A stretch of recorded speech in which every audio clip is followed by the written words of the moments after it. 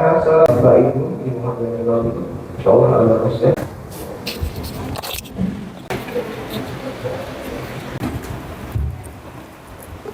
Bismillahirrahmanirrahim. Assalamualaikum warahmatullahi wabarakatuh.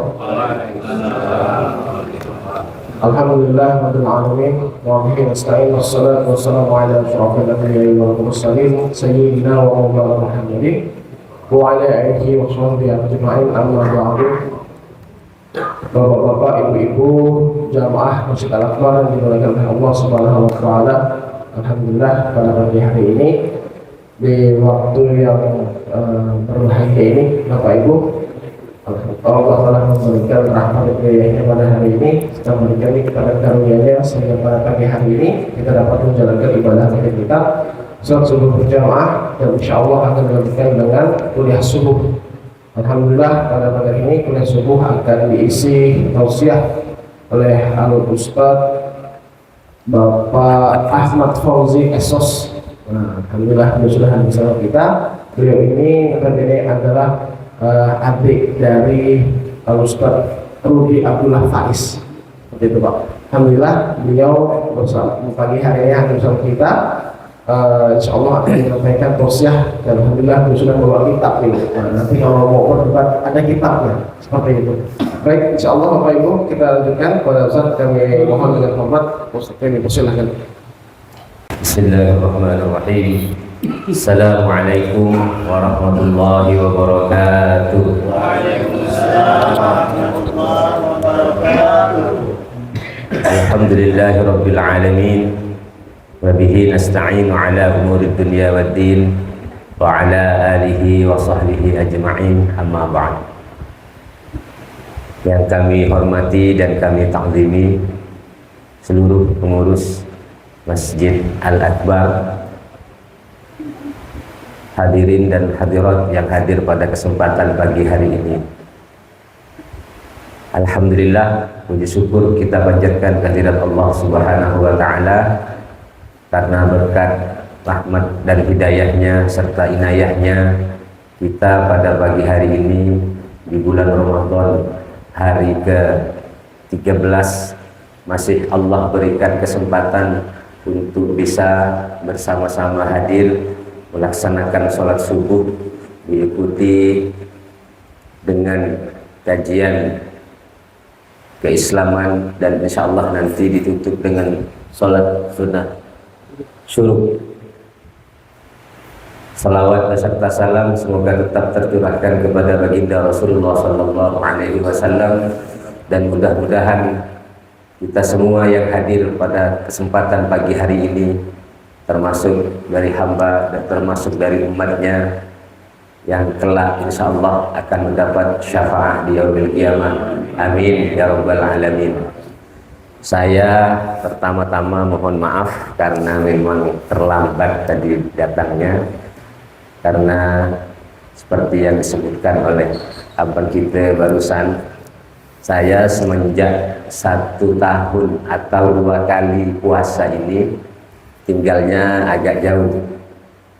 Sebelumnya saya bergabung atau tinggal satu tempat di Pondok Pesantren Darul Faizin Pontianak, dan setahun terakhir ini mengemban amanah untuk mengembangkan Pondok Pesantren Darul Faizin Asy-Syafi'iyah yang berfokus pada tahfidzul Quran di Pal 13 Dusun Garuda, Desa Sungai Kakap, Kecamatan Sungai Kakap. Jadi tadi memang pakai motor kecepatannya 80, 100, alhamdulillah tidak terlambat. Jadi walaupun sholat subuhnya harus numpang atau harus berhenti di masjid lain sebelum Masjid Al-Akbar. Jadi saya mohon maaf atas keterlambatan ini. Saya sebenarnya kalau bahasa Pontianaknya dipaksa sama Pak Muhbir untuk mengisi subuh ini, karena biasanya yang ngisi abang saya, Ustaz Rudi Abdullah Faiz, karena sekitar 6 bulan terakhir ini kesehatan beliau memang tidak stabil dulu. Jadi saya yang diminta untuk menggantikan. Jadi yang namanya ganti bapak-bapak dan ibu-ibu kalau ndak enak ya harap maklum, karena emang namanya gak mengganti. Saya bedanya dengan beliau, kalau beliau itu alumni Pondok Pesantren Mambaul Ulum Bata-Bata Pamekasan Madura. Selain di pondok yang lain, kalau saya alhamdulillah pernah numpang tidur di Pondok Pesantren Tebu Ireng, Jombang, Jawa Timur. Jadi namanya numpang tidur bapak-bapak dan ibu-ibu ya, kadang ikut belajar, kadang ikut cuma ikut tidur. Baik, saya sengaja pada kesempatan pagi hari ini membawa kitab yang nama kitabnya Bulughul Maram. Saya tanya dengan Pak Muktir, sebenarnya saya membawa kitab yang lain, cuman katanya sudah pernah dibaca di sini, jadi biar tabarukan dan dapat barokah kitab yang lain, saya bawa kitab Bulughul Maram. Cuma yang saya bawa ini syarahnya atau penjelasannya, karena kita kalau ngaji hadis harus juga ngaji penjelasannya, biar kata orang Jawa itu tidak ngawur keterangannya. Jadi saya bawa kitab yang namanya Ibanatul Ahkam fi Syarhi Bulughul Maram, sekedar untuk menambah wawasan kita bahwa ada kitab hadis yang namanya Bulughul Maram yang ditulis oleh Ibnu Hajar Al-Asqalani. Ibnu Hajar Al-Asqalani ini bapak-bapak dan ibu-ibu sekalian adalah seorang ulama yang insya Allah dilahirkan kurang lebih tahun 1400 sekian di Asqalan. Maka beliau di belakang namanya dinisbatkan dengan Asqalani. Asqalan itu adalah salah satu daerah di Palestina atau Palestina yang sekarang masih berkecamuk dengan perang. Kita doakan mudah-mudahan Allah selalu memberikan pertolongan kepada kaum muslimin dan muslimat di Palestina. Ibnu Hajar Al-Asqalani ini beliau dari bayi sudah yatim. Bayi sudah yatim, kemudian dikurang lebih umur 4 tahun Ibnu Hajar Al-Asqalani ini juga menjadi yatim piatu. Jadi bayi sudah yatim, kemudian di umur 4 tahun beliau sudah menjadi yatim piatu. Ibnu Hajar ini kalau bahasa Indonesianya artinya adalah anak batu. Ibnun itu anak, Hajar itu batu. Jadi Ibnu Hajar Al-Asqalani. Nama aslinya beliau itu adalah Ahmad bin Ali bin Muhammad Al-Asqalani. Mengapa kemudian disebut? Ini sengaja sebagai pengantar, karena kalau ngaji segini ya tidak mungkin dalam 30 menit khatam. Jadi sekedar untuk pengetahuan bapak-bapak terkait dengan ulama-ulama hebat kita terdahulu. Mengapa kemudian dipanggil Ibnu Hajar? Ada 2 riwayat yang mengatakan, yang pertama beliau itu ketika kecil di madrasah atau di sekolahnya terkenal dengan murid yang rajin tapi bodoh. Di zaman-zaman usia 5 tahunan itu beliau rajin tapi bodoh. Sampai-sampai suatu ketika dia, kalau sekarang itu ngerajut, lari dari sekolahnya. Dari sekolahnya itu kemudian dia lari karena di perjalanan tiba-tiba hujan. Beliau berteduh di satu goa, dan di goa itu kemudian beliau melihat ada batu yang berlobang akibat terkena titisan air. Dari itu kemudian beliau berpikir, batu saja yang sebegitu kuatnya ditetesin air berulang-ulang bisa berlubang, apalagi saya yang bukan batu. Setelah itu beliau kembali ke sekolah, dan diceritakan dengan salah satu guru atau salah satu ustadznya, dan beliau kemudian barokah dari kejadian itu rajin belajar, bahkan kemudian tidak sampai 1 tahun beliau sudah bisa lebih pintar dari senior-seniornya yang ada di sekolah-sekolah tersebut. Satu riwayat mengatakan ketika masih kecil beliau sekolah di Palestina, ada juga yang mengatakan beliau sekolah di Mesir. Hanya saja yang sepakat semua ulama, beliau memang lahir di Palestina, kemudian besar, mengabdi dan meninggal di kota Mesir. Maka siapa tahu bapak-bapak dan ibu-ibu nanti ditakdir Allah pergi umroh ataupun ada kegiatan lain yang nyampe ke kota Mesir, silahkan ke sana cari kuburannya Ibnu Hajar Al-Asqalani. Ibnu Hajar ini salah satu karya fenomenalnya atau karya terbesarnya juga adalah mensyarahi atau menjelaskan kitab Sahih Bukhari yang kemudian kita kenal kitabnya bernama Kitab Fathul Bari. Fathul Bari itu karya Ibnu Hajar Al-Asqalani yang kemudian sangat kita perlukan, bahkan menjadi salah satu rujukan ulama-ulama dunia. Bahkan hampir seluruh pesantren-pesantren besar yang ada di Indonesia ini pasti ngaji yang namanya Fathul Bari, dan itu pasti dikaji oleh santri-santri senior, karena kalau masih junior agak rumit untuk membacanya. Kemudian di salah satu karangan beliau, karena menurut informasi yang ada, Ibnu Hajar itu mengarang kitab kurang lebih 200 sekian, dan salah satu kitab yang ditulisnya itu adalah Bulughul Maram. Nah, Bulughul Maram itu adalah kitab fikih atau kitab hadis yang mengandung ilmu fikih, atau yang hadis yang ada unsur fikihnya, karena tidak semua hadis mengandung unsur fikih. Maka kemudian ditulislah atau dikumpulkanlah hadis-hadis yang kurang lebih 1000 sekian yang berkaitan dengan fikih, yang berkaitan dengan ilmu fikih. Kemudian kitab tersebut disyarahi atau dijelaskan oleh salah satu ulama yang menjadi guru-gurunya ulama-ulama Nusantara kita, yang kitabnya ada di depan saya ini, yang namanya Ibanatul Ahkam atau penjelasan terkait hukum-hukum.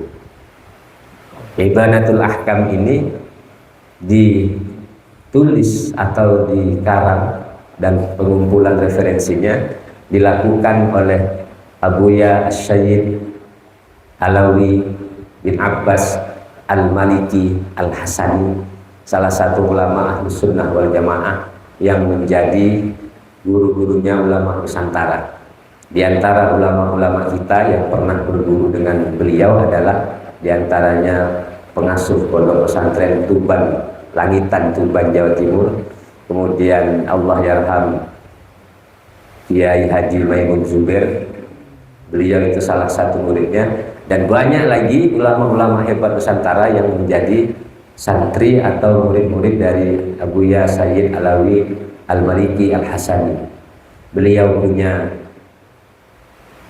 abah namanya Sayyid Abbas Al-Maliki Al-Hasani, yang beliau itu juga menjadi imam besar Masjidil Haram. Kemudian beliau juga menjadi salah satu gurunya ulama hebat Nusantara yang kita kenal di kemudian hari sebagai Hadratus Syekh Hasyim Asy'ari. Itu salah satu gurunya adalah Abuya Sayyid Abbas Al-Maliki Al-Hasani. Beliau punya anak namanya Sayyid Alawi Al-Maliki Al-Hasani. Anaknya pernah ke Indonesia, juga sudah almarhum kurang lebih pada tahun 2024, namanya Abuya Sayyid Muhammad bin Alawi bin Abbas Al-Maliki Al-Hasani. Dan sekarang maktab beliau di Mekah. Kalau bapak-bapak dan ibu-ibu pergi umroh atau haji, kita boleh kemudian berziarah. Kalau kuburan beliau itu ada di Maklah di Mekah. Kalau pesantrennya, kalau istilah Indonesianya, atau tempat majelis beliau itu ada di Nusaifah yang sekarang diasuh oleh anaknya Abuya Sayyid Muhammad, namanya Abuya Sayyid Ahmad bin Muhammad bin Alawi bin Abbas Al-Maliki Al-Hasani. Jadi itu sekelumit tentang kitab yang akan saya bacakan ini, dan berkaitan dengan bulan Ramadan, maka sengaja saya sedikit membahas terkait tentang awal bulan Ramadan. Dan mudah-mudahan jika Allah berikan kesempatan dan panjang umur di lain kesempatan, mudah-mudahan bisa kita lanjutkan nanti. Baik, yang pertama, sebelum saya membacakan kitab ini, mari bersama-sama kita mengirimkan Fatihah khususnya kepada penulis dan pengumpul kitab-kitab baik Bulughul Maram dan Ibadatul Ahkam, juga kepada semua ahli kubur kita dan kepada semua hadirin wal hadirat yang ada di kesempatan pagi hari yang berbahagia ini. Mudah-mudahan beliau dan ahli kubur kita semuanya mendapatkan tempat yang layak di sisi Allah Subhanahu wa Ta'ala, dan kita semua yang hadir diberi kesehatan, umur panjang, bisa menyelesaikan ibadah Ramadan, dan Allah takdirkan nanti ketika selesai Ramadan dilahir yang sebagaimana disabdakan oleh Rasulullah Sallallahu Alaihi Wasallam, seperti anak yang baru dilahirkan dari kandungan ibunya. Ala hadhihi niyah li kulli niyatin salihah wa ila hadratin nabiyil mustafa sayyidina Muhammadin sallallahu alaihi wasallam. Sayyidillahumul Fatihah. A'udzu billahi minasy syaithanir rajim. Bismillahirrahmanirrahim. Alhamdulillahirabbil alamin arrahmanir rahim maliki yaumiddin. Iyyaka na'budu wa iyyaka nasta'in. Shiratal mustaqim shiratal ladzina an'amta 'alaihim ghairil maghdubi 'alaihim waladdallin. Untuk hadis pertama yang akan saya bacakan terkait dengan masalah ibadah bulan Ramadan yang kita sebut kemudian dengan siyam, yang kita sebut dengan ibadah puasa. Yang pertama adalah hadis, saya bacakan. Bismillahirrahmanirrahim. Qala al-musannifu rahimahullahu ta'ala wa nafa'ana bi ulumihi wa anwarihi fid dharain amin. An Abi Hurairah radhiyallahu anhu qala qala Rasulullah sallallahu alaihi wasallam la taqaddamu ramadhana bi sawmi yawmin wa la yawmaini illa rajulun kana yasumu sawman falyasumhu. Ada hadis yang diriwayatkan oleh Abi Hurairah. Abu Hurairah ini salah satu sahabatnya Rasulullah Sallallahu Alaihi Wasallam yang orang ngaji atau tidak ngaji pasti sering dengar. Mengapa sering mendengar? Karena Abu Hurairah ini adalah sahabatnya Rasulullah yang paling banyak meriwayatkan hadis atau menyampaikan hadis dari Rasulullah, dan banyak hadis-hadis beliau itu terkategori adalah hadis-hadis sahih, karena memang beliau dikenal sebagai sahabat yang alim, adil dan sebagainya. Walaupun memang menurut riwayat yang kita pahami, semua sahabat itu adil di zamannya Rasulullah Sallallahu Alaihi Wasallam. Abu Hurairah itu bapak-bapak dan ibu-ibu meriwayatkan hadis kurang lebih 5.734 hadis, dan semuanya hafal di luar kepala.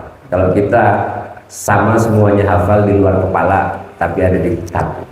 Kalau beliau walaupun bukan keturunan tidak sebaik Rasulullah, dan beliau itu bukan golongan pertama yang masuk Islam. Beliau itu dulu semasa mudanya atau masih kecilnya jadi buruh kasar, tapi kemudian masuk Islam kepada Rasulullah, dan setelah itu kemanapun Rasulullah beliau ikut, kecuali Rasulullah tidur beliau tidak ikut. Selebihnya beliau nunggu di masjid. Rasulullah adakan majelis, beliau hadir. Rasulullah kemanapun beliau hadir, terutama di majelis-majelis, maka hadis beliau itu banyak yang berkaitan dengan hadis ilmu, karena beliau itu bukan santri atau sahabatnya Rasulullah yang ahli perang, maka beliau banyak di majelisnya.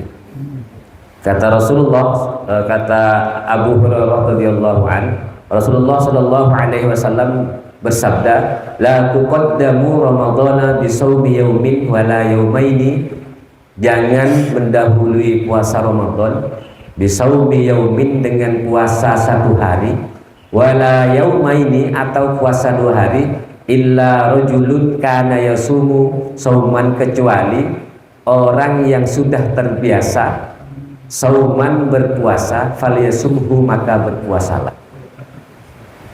Muttafaqun alaih. Muttafaqun alaih adalah istilah kalau di dalam hadis, kalau ada di ujung hadis tertulis muttafaqun alaih, berarti itu adalah hadis yang diriwayatkan oleh Imam Bukhari dan Imam Muslim.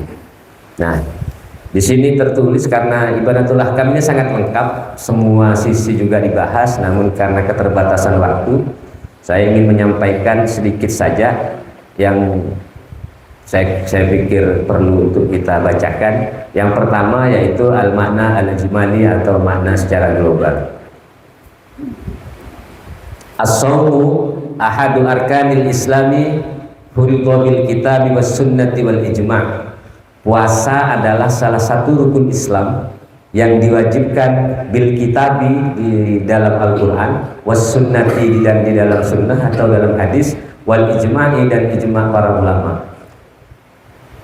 Qala ta'ala, Allah berfirman, a'udzubillahi minasyaitonirrajim, bismillahirrahmanirrahim, ya ayyuhalladzina amanu kutiba alaikumus-syiyamu kama kutiba 'alal ladzina min qablikum la'allakum tattaqun ayyaman ma'dudat ila akhir ayat. Yang pertama dan pasti para ustadz, para kiai, para habaib kalau menyampaikan terkait kewajiban berpuasa, pasti yang menjadi dasar di dalam Al-Quran adalah surah Al-Baqarah ayat 183 yang berbunyi ya ayyuhalladzina amanu. Sekedar pengetahuan ibu-ibu dan bapak-bapak sekalian, kalau ketemu dengan kalimat ya ayyuhalladzina amanu di dalam Al-Quran, maka bisa dipastikan ayat tersebut adalah ayat yang diturunkan di kota Madinah.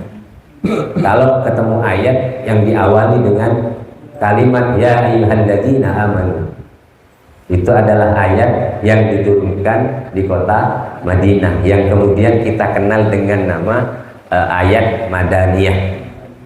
Kalau diturunkan di kota Mekah, maka biasanya diawali dengan kalimat ya ayyuhan nas, bukan ya ayyuhalladzina amanu. Kalau di Madinah ayatnya mesti ya ayyuhalladzina amanu, wahai orang-orang yang beriman. Yang tidak beriman silahkan minggir. Tapi kalau di Mekah itu ayatnya ya ayyuhan nas, wahai manusia, global. Karena memang pada waktu itu Rasulullah sedang berusaha kemudian membangun keimanan, membangun tauhidnya masyarakat Mekah. Jadi ayat yang diturunkan itu ya ayyuhan nas. Selebihnya pasti diminta untuk misalnya bertakwa kepada Allah Subhanahu wa taala, misalnya ya ayyuhan nas ittaqullaha haqqa tuqatih dan macam-macam.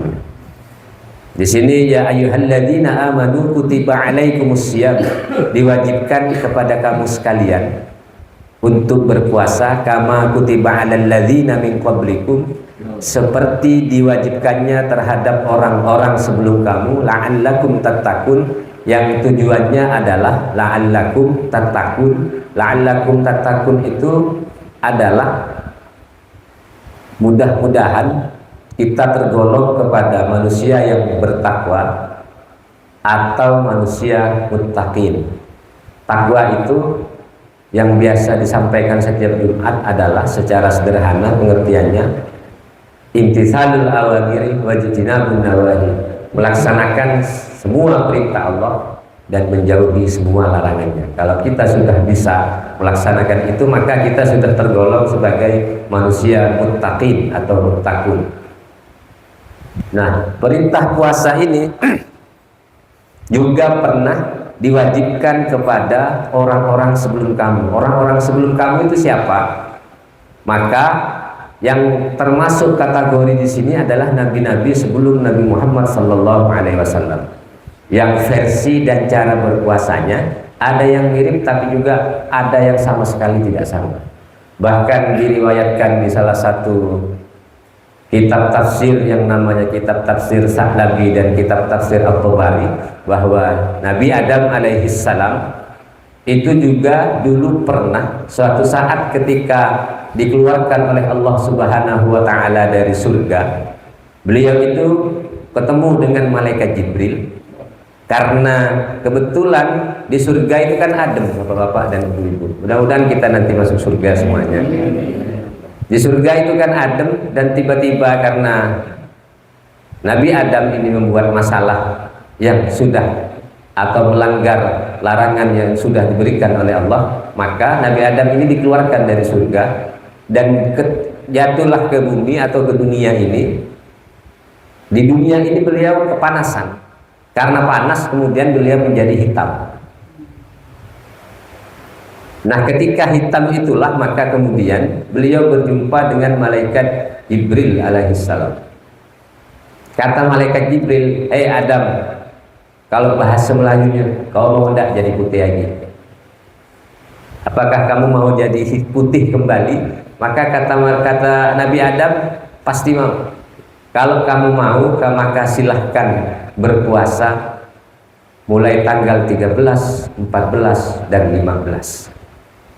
Maka Nabi Adam berpuasa ketika tanggal 13, kemudian beliau berpuasa sampailah berbuka. Maka kemudian setelah berbuka, kulit beliau itu berangsur-angsur sepertiganya menjadi lebih baik atau mulai memutih kembali. Besoknya tanggal 14 beliau berpuasa kembali, sebagian lagi menjadi putih, dan pada tanggal 15 beliau berpuasa, alhamdulillah kulitnya kembali seperti saat beliau masih tinggal di surga. Yang di kemudian hari, cerita ini atau ibadah ini masih kita lakukan sampai hari ini. Yang kita kenal puasa itu bernama puasa Ayyamul Bid, yang biasa dikerjakan tanggal 13, 14, 15 setiap bulannya. Ayyam itu hari-hari, yang jamak dari kata yaum, bid itu artinya putih. Itu asal puasa Ayyamul Bid. Ada juga puasa yang dilakukan oleh Nabi Nuh ketika beliau selamat beserta rombongan dan kaumnya, ketika beliau naik ke atas kapal kemudian turun. Setelah turun itu Nabi Nuh berpuasa. Ada juga puasa yang kata Rasulullah, puasa terbaik itu adalah puasa saudaraku Nabi Daud. Sehari ini puasa, besok tidak, besoknya puasa. Yang sampai hari ini juga kita kenal dengan puasa Daud. Sehari berpuasa, sehari tidak berpuasa atau berbuka. Kemudian ada juga puasa-puasa yang dilakukan oleh nabi-nabi yang lain. Dan di zaman Nabi Isa juga puasanya paling mirip dengan kita, itu 30 hari. Tapi di zaman Nabi Isa itu puasanya dari Isa ketemu Isa. Kira-kira sanggup ada itu. Dari Isa ketemu Isa, dan itu di musim panas. Dari Isa ketemu Isa, dilarang makan, dilarang minum, dan dilarang berhubungan suami istri selama 1 bulan. Saya yakin kalau kita yang disuruh puasa Isa ketemu Isa mungkin masih ada yang tahan. Tapi kalau yang sudah berkeluarga, bapak-bapak, apalagi yang masih muda, termasuklah ibu-ibu, 1 bulan dilarang berhubungan suami istri, saya yakin mungkin banyak yang batal puasanya. Kalau 1 bulan full. Maka kemudian puasa itu dirubah menjadi dipindahkan ke musim semi.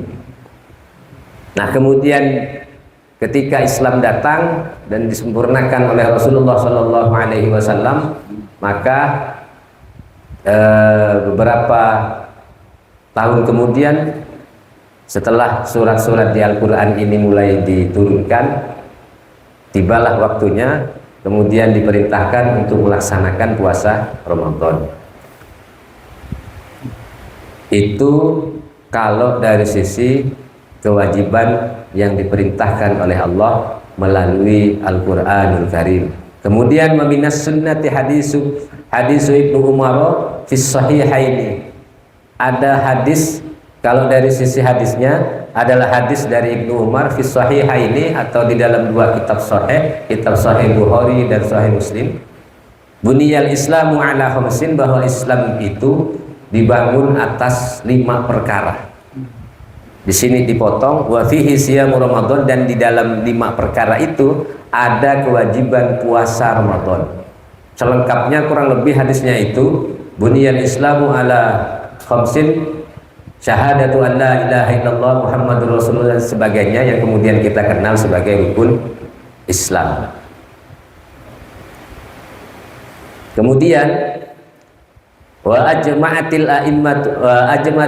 ummatu ala faridati siyamahu wa qad nahasyari, dan Rasulullah melarang anis shaumi qabla Ramadan, untuk berpuasa sebelum Ramadan, biniyatil ihtiyati, untuk berhati-hati,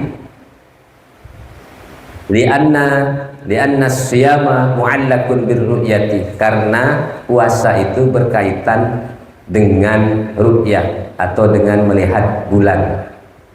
Faman taqaddamahu biyaumin aw yaumaini biniyatil ihtiyat faqad hawana taqni. Barang siapa yang mendahului berpuasa 1 hari atau 2 hari karena berhati-hati, maka sungguhnya ia telah menentang apa yang dilakukan oleh Rasulullah. Nah, ini ada penjelasannya. Di dalam fikih hadisnya, saya singkat-singkat saja. Yang pertama, an-nahyu anis siyami qabla Ramadan bi yaumin aw yaumaini bid'ah wal ihtiyat li'annahu istidharu 'ala syari'i wa khallatan nafli bil fardhi.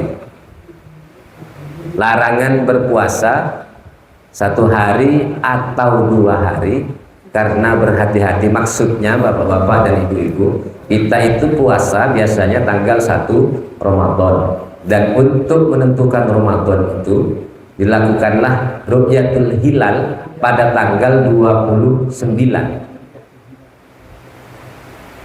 Ya, kalau tanggal 29 itu tidak terlihat bulan, maka kita sempurnakan bulan Sya'ban itu menjadi 30 hari. Maka berpuasa pada tanggal 29, 30 itu kalau menurut pengarang kitab ini adalah haram.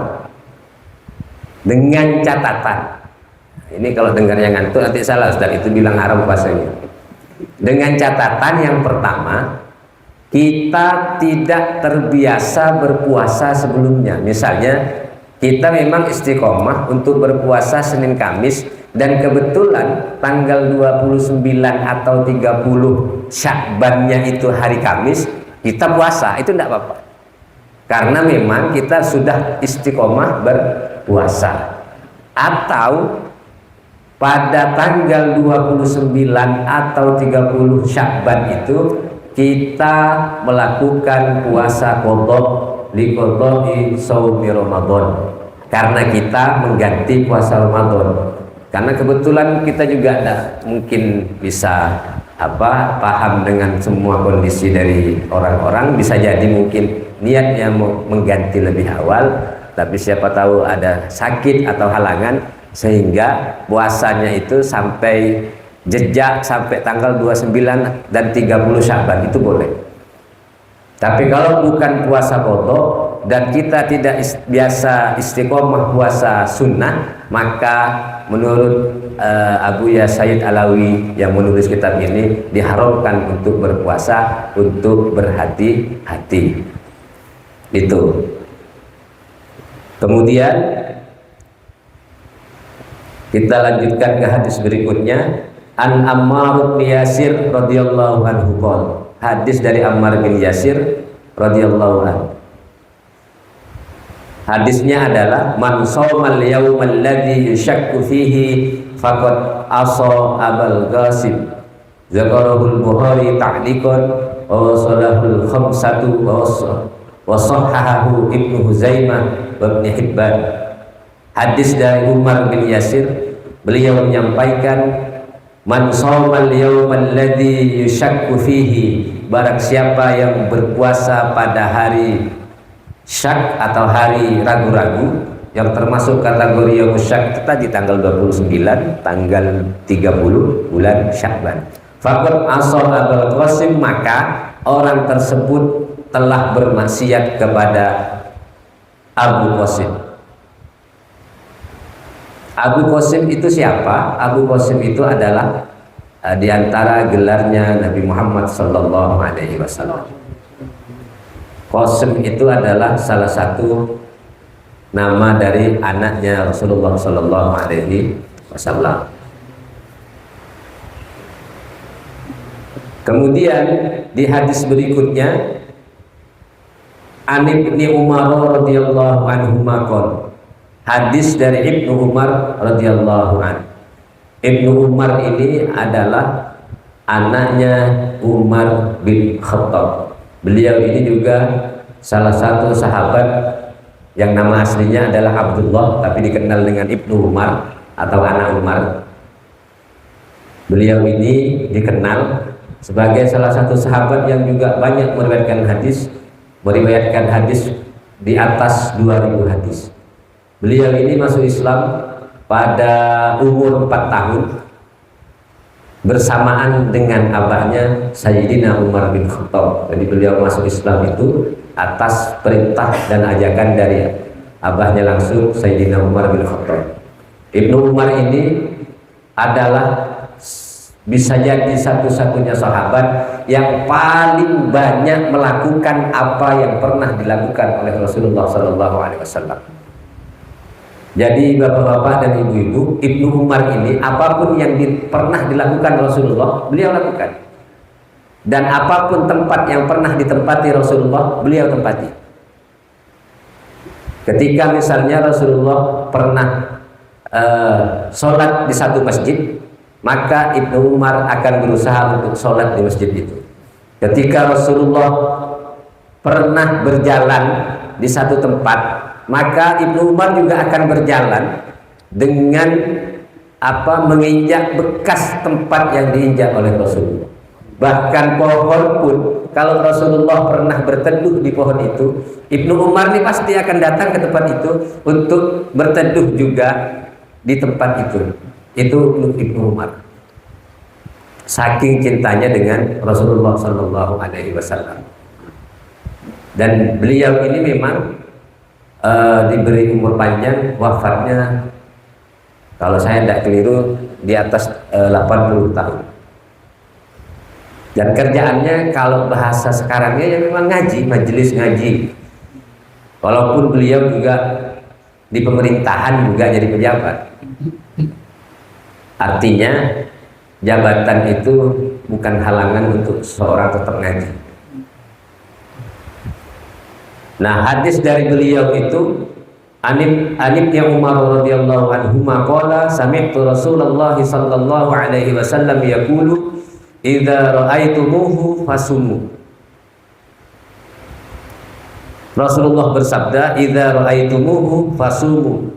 Apabila kalian melihat hilal bulan puasa, maka berpuasalah.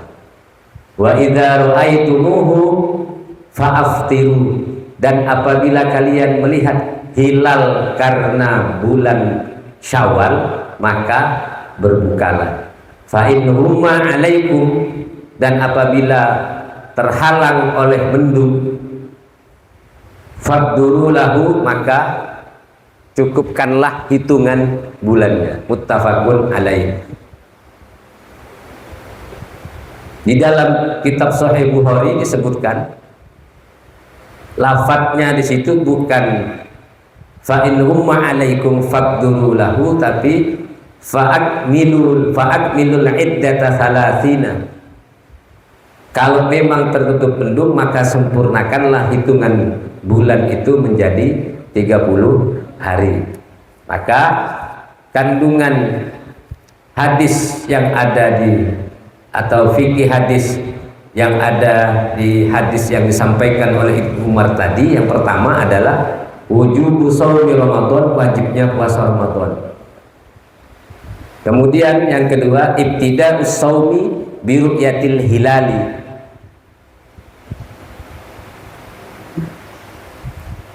Permulaan puasa adalah dengan melihat hilal. Nah, kalau menurut Sayyid Alawi bin Abbas Al-Maliki Al-Hasani ini, beliau mewajibkan ru'yatul hilal, bukan hisab. Tapi kita juga tidak menafikan ada ulama lain yang kemudian berpendapat bahwa hisab itu juga diperbolehkan. Jadi kalau saya pribadi, saya ngikut yang ru'yatul hilal, yang hari ini juga itu salah satu metode yang dipakai oleh pemerintah atau melalui Kementerian Agama. Bukan berarti ru'yatul hisabnya atau ilmu falaknya itu tidak dipakai sama sekali, tapi ilmu falak adalah pengantar untuk mensukseskan ru'yatul hilal. Apalagi sekarang kita butuh teknologi untuk kemudian bisa melihat dengan sempurna. Kalau pakai ru'yatul hilal kita lihat langsung, tapi kalau pakai ilmu hisab atau ilmu falak, maka jangankan puasa Ramadan 2024 atau 2025, 1000 tahun ke depan kita bisa sudah hitung hari ini kalau pakai ilmu hisab. Dan itu biasanya dipakai oleh sahabat-sahabat kita dari Muhammadiyah, dan itu juga tidak apa-apa. Yang pakai ru'yatul hilal ya silahkan, yang pakai ilmu hisab itu ya silahkan. Jadi yang salah yang mana? Yang salah yang tak puasa. Cuman ribut, kau pakai hisab tuh, kau pakai hilal, aku sih pakai pemerintah, tengok besok ngopi Pak. Nah itu yang tak boleh. Masalah kemudian pakai hisab, pakai ru'yatul hilal, silahkan saja mengikuti panduan tokoh-tokoh agamanya atau silahkan ikut gurunya masing-masing. Kemudian fikih hadisnya itu yang ketiga, ikmalus syahriya inda adami ru'yatil hilal, menyempurnakan hitungan bulan ketika tidak bisa dilihatnya bulan. Kemudian yang keempat, wujubu fitri yaumil id, kewajiban berbuka di yaumil id, karena memang 1 Syawal itu tidak boleh berpuasa, bahkan kalau berpuasa itu dihukumi haram. 2 hari raya yang dimaksud Idul Adha dan Idul Fitri, hari pertama, bukan 7 hari. Kalau hari keduanya silahkan puasa Syawal. Kalau sekalian diniat untuk qadha gimana Ustaz? Boleh enggak? Kalau puasa sunat kita boleh double niat untuk sekalian mengganti atau mengqadha puasa Ramadan. Tapi kalau puasa Ramadan tidak boleh kita niat sekalian Senin Kamis, sekalian Daud, sekalian yang tidak boleh. Ramadan ya Ramadan. Dan niat puasa sunat itu boleh saja ketika misalnya siang baru kita niat, itu boleh. Selama memang dari pagi kita tidak melakukan hal-hal yang membatalkan puasa. Mungkin karena lagi santai, tidak ada kerjaan, habis sholat subuh tidur, bangun jam 12, dan ingat hari itu mungkin hari Senin atau hari Kamis, atau ingat pengen puasa, lalu kemudian baru berniat saya niat puasa, itu boleh. Tapi kalau puasa Ramadan, sebagian ulama, bahkan mayoritas ulama mengatakan wajib untuk berniat. Niat itu secara fikih adalah di dalam hati. Masalah di bibir atau di mulut itu adalah untuk menguatkan saja. Tempatnya niat itu di dalam hati. Nah, untuk puasa Ramadan ini bagaimana biar kita tidak lupa? Walaupun biasanya yang rajin taraweh, biasanya setelah taraweh itu kan pasti yang terakhir Bismillahirrahmanirrahim, nawaitu shaumawadin, dan lafaz yang sepadan dengan itu boleh. Dan ulama kita juga mengajarkan bisa juga kita niat untuk puasa Ramadan 1 bulan penuh. Jadi yang lebih baik kita niat 1 bulan sekaligus, ya nanti tiap malam ya silahkan saja niat lagi bersama-sama atau niat sebelum sahur. Jadi kalau misalnya tiba-tiba ada insiden kesiangan, misalnya tidurnya bangunnya sudah jam 5 dan kita belum niat, kita aman. Biar terus bisa berpuasa. Sampai jam berapa? Ya. Satu hadis lagi, karena jam 6 biasanya kan kita sholat sunnah syuruk. Sholat sunnah syuruk itu ulama berbeda pendapat. Ada yang berpendapat sholat sunnah syuruk itu adalah duha, ada yang berpendapat sholat sunnah syuruk itu terpisah, bukan duha. Kalau saya pribadi, saya ikut Imam Al-Ghazali. Kata Imam Al-Ghazali, syuruk itu bukan duha. Jadi syuruk dulu, habis itu baru duha. Syuruk itu biasanya kita niat usolli sunnatal isyraq lillahi ta'ala, atau rakaataini lillahi ta'ala. Di rakaat pertama setelah Fatihah kita baca wadduha, dan di rakaat kedua setelah Fatihah biasa kita baca alam nashrah laka sadrak. Biasanya seperti itu ya. Tapi kalau ada yang berpandangan lain ya silakan saja. Yang penting pandangan dalam urusan agama Bapak-bapak dan Ibu-ibu jangan sampai karena berdasarkan logika kita saja. Kita ini kelasnya bukan kelas yang bisa menentukan sikap secara pribadi kayak pemilu. Aku pilih Prabowo, aku pilih Anies. Itu suka-suka bapak-bapak dan ibu-ibu, tidak apa-apa. Tapi urusan agama kita harus taklid hari ini kepada para imam-imam yang ada. Karena kita tidak cukup ilmunya kemudian untuk menentukan sikap sendiri. Imam Bukhari saja yang beliau itu mengumpulkan hadis dan derajat hadisnya semuanya dinilai sahih karena begitu ketatnya kategori untuk menjadi hadis yang bisa ditulis Imam Bukhari. Beliau itu masih ikut Imam Syafi'i. Kalau ada yang bilang Imam Syafi'i kok tidak bacakan hadis Bukhari, ya kan karena Imam Syafi'i lahir duluan. Kadang-kadang kan kita ketemu orang yang tidak ngaji tapi kemudian asal ngomong, pokoknya lucu, pokoknya pinter, kayaknya pinter nih Ustaz. Kadang-kadang yang tidak pernah ngaji tiba-tiba jadi Ustaz. Ya itu juga tidak salah, orang menuju ke arah yang lebih baik, tapi mestinya ya jangan ngajar dulu. Saya pernah ketemu orang yang bilang Imam Syafi'i itu tidak ngerti hadis dan hadisnya banyak yang tidak jelas. Ya karena saya lihat dia Wahabi. Mohon maaf kalau ada yang Wahabi di sini. Tapi kayaknya sih tak ada lah. Jadi beliau mungkin kurang paham bahwa Imam Syafi'i itu jauh sebelum Imam Bukhari. Dan semua imam, Imam Maliki, Imam Hanafi, Imam Syafi'i, Imam Hambali, beliau itu disebut imam bukan karena alim di bidang fikih saja, tapi beliau itu alim di semua bidang. Kalau kita ini kan klasifikasinya tertentu, pandai baca Quran, tak pandai baca kitab. Pandai baca kitab itu pun yang tipis-tipis atau yang dasar-dasar. Pandai satu, misalnya pandai ilmu alat, misal pandai nahu, pandai sorot, tidak pandai ilmu tafsir. Nah kalau kelasnya imam yang 4 tadi yang kita pegang, yang semua pendapatnya boleh kita ikuti itu semuanya pakar di atas pakar. Bahkan semuanya hafal Al-Quran, semuanya hafal hadis, dan hafalan hadis beliau itu ribuan. Cobalah kau tak percaya kita ngapal 5 ya hadis dengan perawinya, dan yang an ini sampai kadang perawinya itu sampai puluhan nyebut namanya, dan itu tidak boleh terbalik-balik. Itu hafal sampai ribuan. Yang hari ini kadang-kadang diprotes oleh orang yang baru hijrah, namanya hijrah itu baru pindah. Yang kemarin rusak sekarang ngaku bagus, itu kan namanya hijrah. Lalu tiba-tiba dikasih mic, lalu ceramah, lalu menyalahkan Imam Syafi'i itu tidak bagus, Imam Hanafi itu salah. Itu hanya intermezzo saja, tapi saya sangat berharap bahwa kalau kita ngaji ya ngaji. Kalau kita kemudian kelasnya bukan orang yang bisa berpendapat, ya jangan berpendapat. Kita ikut saja, tinggal kita pilih mau yang mana.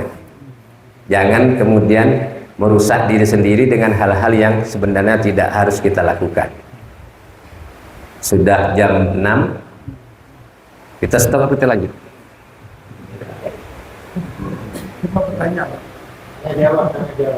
Biasanya ada tanya jawab. Oh gitu. Sayanya agak bebar udah tanya-tanya ini. Baik, untuk sementara kita stop dulu.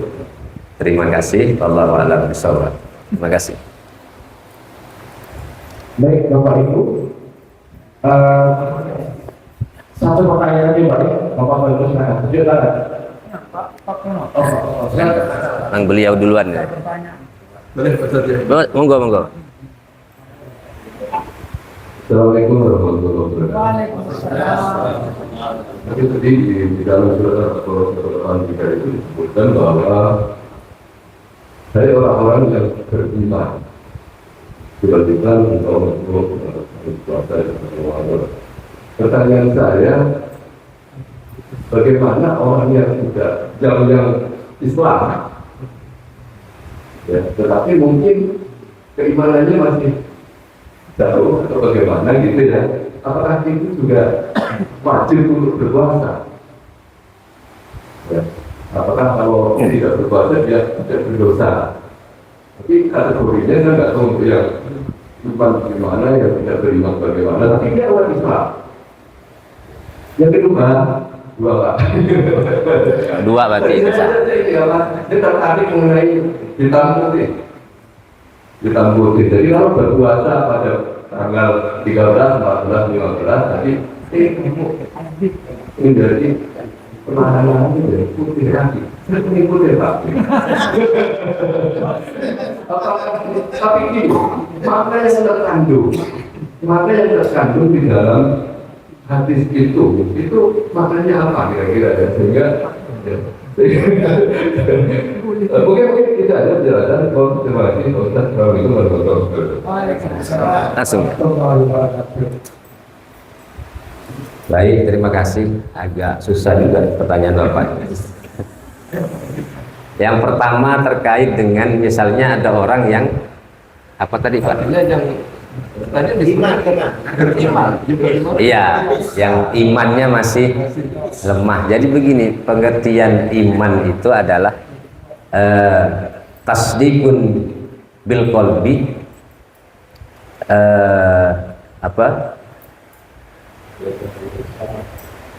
gimana Pak? Dan terakhir wa amalun bil arkan, membenarkan dalam hati, mengucapkan dengan lisan, dan melakukan atau melaksanakan dengan semua anggota tubuh kita. Jadi kalau misalnya ada yang ini imannya belum kuat, sekecil-kecil imannya, ketika dia Islam, baik Islamnya itu dengan menyatakan diri yang kemudian kita kenal dengan mu'allaf, atau dia Islam karena keturunan kayak kita ini, maka semuanya wajib hukumnya melaksanakan puasa Ramadan dengan karena di hadisnya juga ada man shoma ramadhana imanan wahtisaban ghufira lahu ma taqaddama min dzambi. Di situ disebut juga iman. Imannya itu tadi percaya dengan mengucapkan asyhadu an la ilaha illallah wa asyhadu anna muhammadar rasulullah dengan lisannya dan dilaksanakan dengan seluruh anggota tubuhnya. Tidak kemudian kita ukur bahwa ini imannya lemah, ini sudah kuat. Semua umat Islam, baik dia yang rajin sholat, yang tidak sholat, yang banyak maksiat, yang kemudian apapun dia lakukan, puasa Ramadan itu wajib. Puasa Ramadan tidak ada alasan misalnya, ngapa kamu nggak puasa? Saya ini tak pernah sholat atau apa puasa? Sama dengan orang apa nggak haji, belum ada panggilan. Apakah memang ibadah itu butuh panggilan? Kalau kita pakai akal kita, semua yang dipanggil itu adalah orang yang dekat. Yang tidak mungkin panggilan itu akan Allah berikan ketika dia jauh. Tidak usahlah kemudian dalam agama. Kita aja kalau manggil orang, kita posisi di Karya Baru, yang kita panggil di Kota Baru, tidak mungkin kedengaran. Kalau mau dengar dipanggil, ya jangan jauh-jauh lah, dekat-dekat. Dan dekat-dekatnya itu gimana? Kita kerjakan amal ibadah kita yang lain, biar kemudian kita akan kemudian dengan sendirinya dapat memenuhi panggilan itu. Sama dengan puasa. Kalaupun kita kemudian merasa, kan ada orang yang ngerasa aku ini banyak dosa, atau apa gak lagi puasa, maka kata Imam Ghazali, ketika kita banyak dosa, teruslah beramal sampai kemudian rasa dosa itu akan hilang dan Allah dan akan merasa lebih dekat dengan Allah Subhanahu wa taala. Jangan malah merasa banyak dosa makin menjauh dari Allah. Mungkin secara singkat seperti itu. Kemudian yang kedua, apa tadi? Nah, hitam putih. Tadi saya cerita di dalam kitab tafsir Sa'labi, bukan Sa'labah, Sa'labi. Itu diceritakan Nabi Adam itu ketika keluar itu kan hitam. Hitamnya seperti apa kurang digambarkan, ya hitam. Tapi bukan hitam kayak warna hitam, ya hitamnya orang.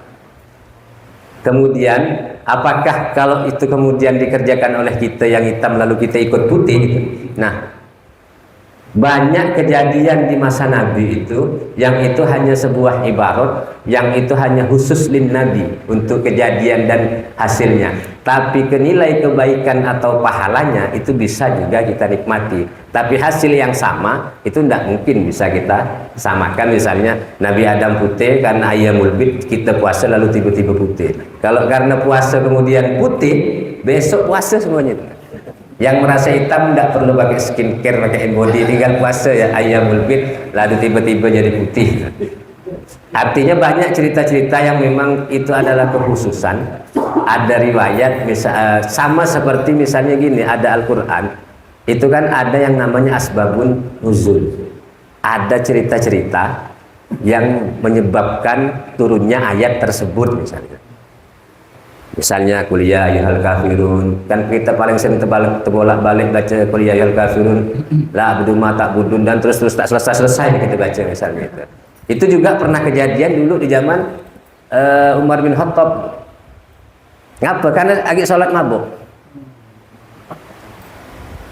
Sampai kemudian turun ayat selain kuliah ayyuhal kafirun itu, la taqrabus sholata wa antum sukara, jangan kau mendekati sholat ketika kau sedang mabuk. Waktu itu belum dilarang minum, karena Islam juga berproses.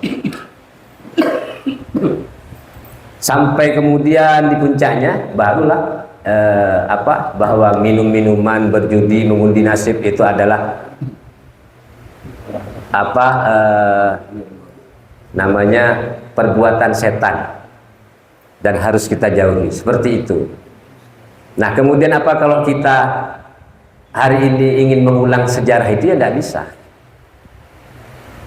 Kalau ada misalnya mabuk, ya jangan jadi imam kalau sekarang. Kalau dulu ya karena memang masih boleh gitu.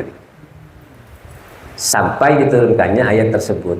Jadi untuk kejadiannya itu tetap, tapi kemudian khasiat yang timbul itu hari ini adalah nilai-nilai kebaikan dari amalan yang pernah dilakukan oleh Nabi karena adanya suatu kejadian. Kurang lebihnya seperti itu.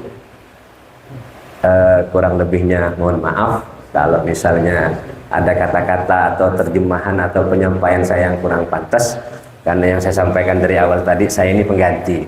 Biasanya kan Ustaz Rudi Abdullah Faiz, walaupun ujungnya sama-sama Faiz, tapi kan beliau yang biasa ngisi di sini. Saya itu di sini kalau tidak keliru pernah khutbah Jumat 2 kali, jadi ini hadir yang ketiga kali. Dan saya hari-harinya memang di dunia pesantren, kerjaan saya itu ngajar, tak pakai gaji Pak. Santri saya itu yang dikakap hari ini karena baru setahun itu 15 orang, semuanya gratis, tingkat SMP SMA. Insya Allah yang paling tinggi hafalannya sudah memasuki juz ke-4 di luar juz Amma, Al-Waqi'ah, Al-Kahfi, Yasin, Maryam, dan surah-surah yang biasanya memang sering dibaca di lingkungan atau di masyarakat kita karena acara tertentu. Karena kalau Indonesia ini kan kalau ngumpul biasanya baca Yasin, kalau Jumat biasanya Al-Kahfi, kalau subuh atau habis maghrib biasa baca Waqi'ah. Maka itu saya wajibkan ke anak-anak yang mondok di tempat kami. Jadi di akhir penyampaian ini saya mohon maaf yang sebesar-besarnya. Terima kasih atas segala perhatiannya. Wallahul muwaffiq ila aqwamit thoriq. Wassalamualaikum warahmatullahi wabarakatuh.